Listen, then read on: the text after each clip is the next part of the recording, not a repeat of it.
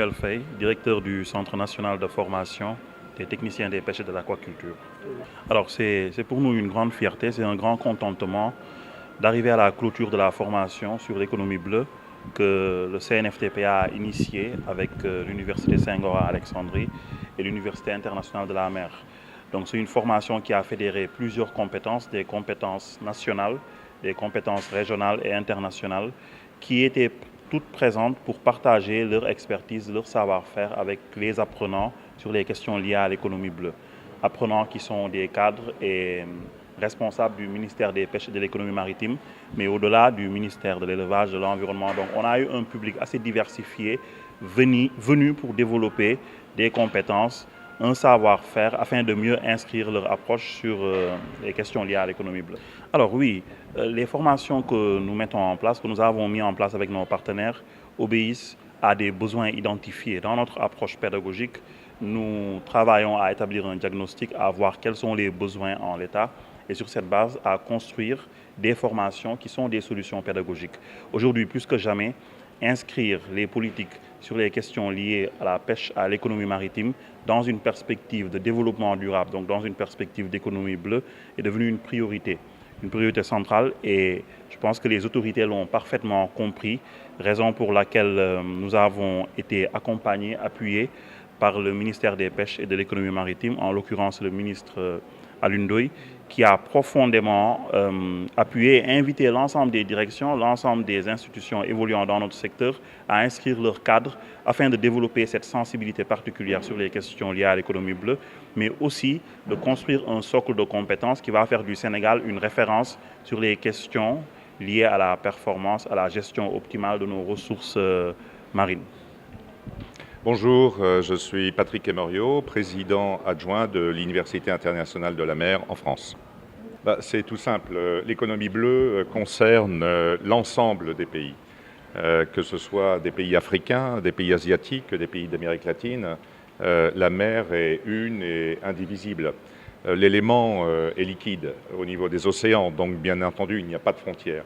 Et ce qui nous a motivés, c'est essentiellement, et je tiens à le remercier, très chaleureusement, c'est effectivement la volonté et la vision de son Excellence, Monsieur le Ministre des Pêches et de l'Économie maritime, ainsi que, bien entendu, la motivation du directeur du CNPTFA, Monsieur Samuel Faye, pour cette formation, et tous les cadres, ainsi que le secrétaire général du ministère, tous les cadres du ministère qui ont voulu cette formation. Donc, il est bien évident que nous agrégeons des corps professoraux au niveau de l'Université internationale de la mer, et nous avons souhaité porter cette formation au Sénégal, qui est un pays connu pour l'économie maritime, notamment pour la pêche. Donc c'était indispensable que nous puissions porter cette formation au Sénégal.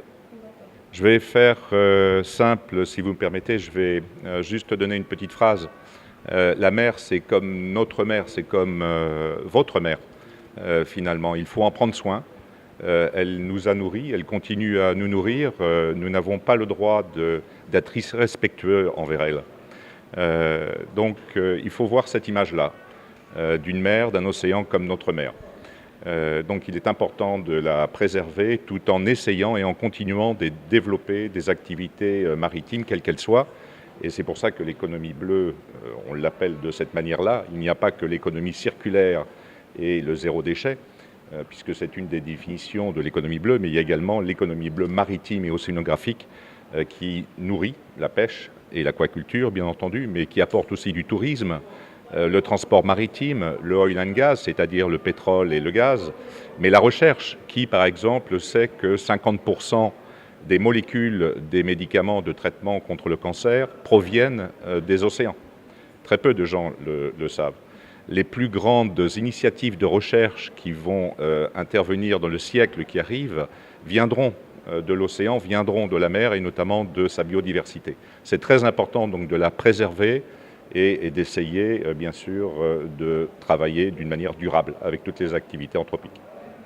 Je vous remercie, madame. Donc, comme je viens de le dire, donc, je suis venu présider la cérémonie de clôture, une session de formation de 5 semaines, donc des cadres de l'administration des pêches et de l'économie maritime, sur le thème de l'économie bleue. C'est un thème d'une brûlante actualité donc, qui nous conduit donc, à préserver donc, les océans et les mers tout en les exploitant, en tirant le maximum de richesses et en créer le maximum de création d'emplois et en la préservant. Donc, vous savez que l'économie bleue est un concept qui date des années 90 et qui a été donc plus ou moins mis en valeur par un économiste belge. Et c'est un thème donc en fait que nous devons nous approprier tous parce qu'on parle énormément de rates de ressources, de problèmes de changement climatique, etc. Donc, et à notre avis, la solution, donc, c'est vraiment donc, une bonne formation en économie bleue. Parce que pour mettre ces concepts en œuvre, il faut d'abord qu'on ait un personnel bien formé. C'est pour cela que le ministère de la Pêche et de l'Économie maritime, conformément au plan Sénégal émergent, met un accent particulier sur le capital humain, donc la formation continue.